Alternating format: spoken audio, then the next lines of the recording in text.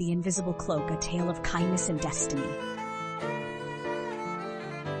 Long ago, in the vast and endless steppes of Mongolia, where the wind howled across the golden grasslands, there lived a humble shepherd named Batu.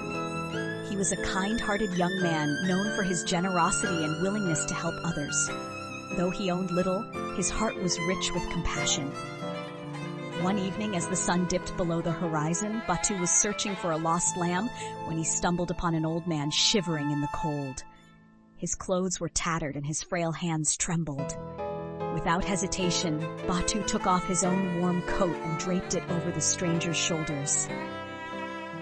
The old man looked up and smiled.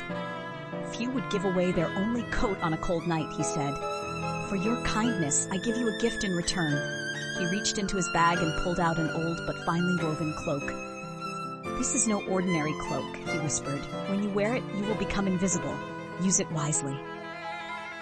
Batu was astonished but grateful.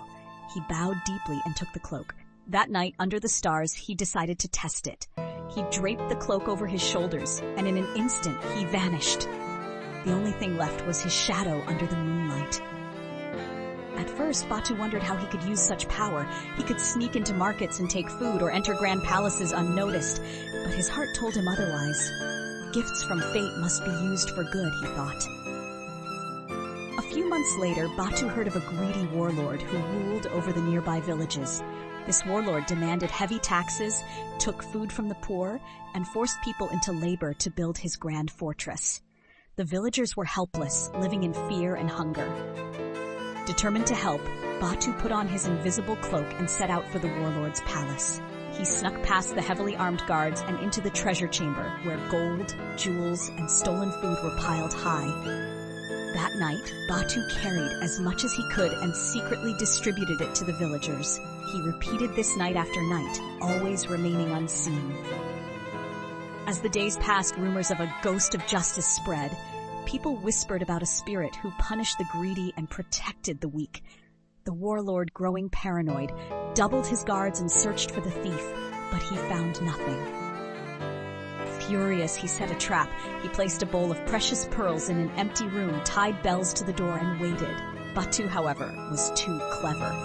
That night, instead of taking the pearls, he used his cloak to sneak into the warlord's bedroom. He whispered in his ear, "Your greed has angered the spirits. Leave this land or face their wrath." Terrified, the warlord awoke in a panic. Seeing no one in the room, he believed that the ghost had cursed him. In fear, he gathered his treasures and fled, never to return. With the warlord gone, the people were free at last. Batu, still unknown to them, hung up the cloak in a sacred tree, believing it had served its purpose. From that day forward, he continued his life as a humble shepherd, knowing that true power is not in riches or magic, but in kindness and wisdom.